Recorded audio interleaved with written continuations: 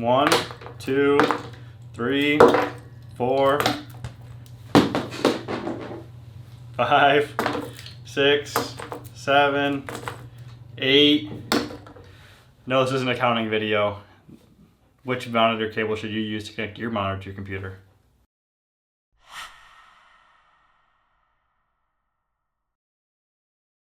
Okay, so you're building the computer, you're looking to buy a new monitor, right? There's about 1 million options, well, what I can count to 9, 10 different video options for how you should connect your computer to your monitor and what's going to give you the best signal.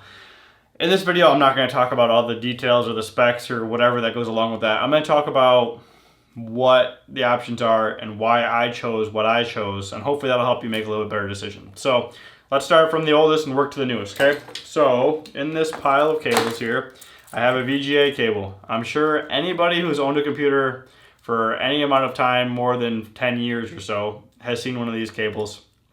This is pretty old school. This is the only actual analog cable in our pile, which means that it doesn't actually talk to the end device at all. Basically, it just sends an analog signal and whatever is on the other end of it receives it and you're good to go. In terms of what this thing can do, it's getting pretty dated at this point, and a lot of computers that you're going to be buying probably aren't even going to have this as an option.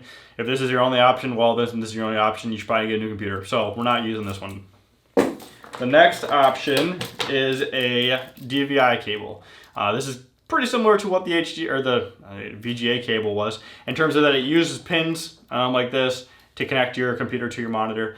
This one is better. It is actually a digital cable. It doesn't do audio over it, which may or may not be a big deal. A lot of new monitors do have speakers built in, so that's kind of nice. But so this one isn't the end of the world. This isn't what I use, but it is definitely an option. If this is what you have available, you can get a decent HD signal out of this and not have any problems.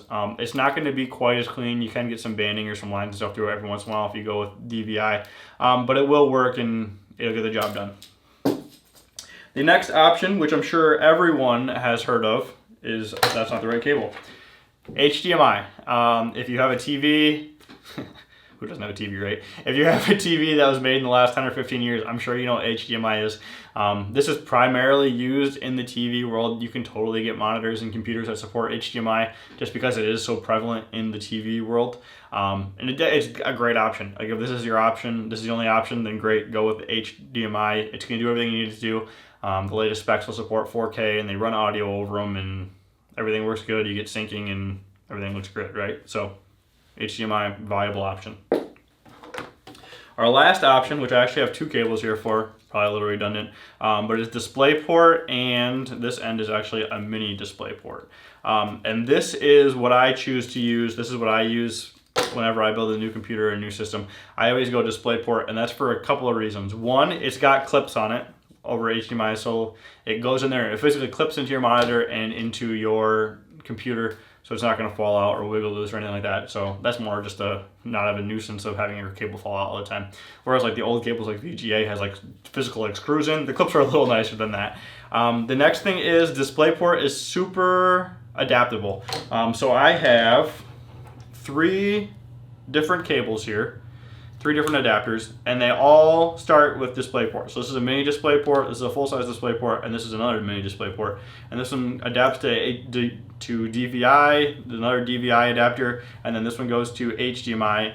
And you can also get adapters that go to VGA, or that's pretty much it. Those are pretty much the main ones. So you can pretty much hook anything up to it. So if you have a computer that supports DisplayPort, you can pretty much plug any monitor you're going to get into it. So that's kind of nice. It's kind of a all-around good one there. And it's digital, supports 4K, does audio, so it's just a good all-around connector. Like I said, HDMI you can't really adapt to anything, so that's kind of why that one is the next step down. But in terms of technical specs, that pretty much does everything the same thing that DisplayPort would do too. So yeah, go with DisplayPort. There is the option that's just starting to come out of USB-C based monitors. I've never used those. My main monitor that I actually have at my desk has a USB-C port on it that I could use that for video. I don't, so I don't really know a whole lot about that, but there's definitely an option as well. And really USB-C, pretty much all new laptops and computers and stuff have USB-C, so you can just plug a monitor right in and don't have to worry about which display ports and stuff you have. So that's kind of the wrap up. Those are the main ones. You got VGA, you got DVI, you got HDMI, and you got DisplayPort. I Personally recommend DisplayPort if you have the option. It's going to get you a really good quality signal. It's going to be 4K. You can plug it into pretty much anything. If you want to hook up your TV over here and you want to hook up some monitors over here and a projector or whatever you want to do, you can pretty much plug anything into it. So that's my recommendation. Go with DisplayPort. If you don't have another option, probably the next step down is going to be go with the HDMI. If that doesn't work, go with the DVI. If you have a VGA connection, that's your only option. Get a new computer.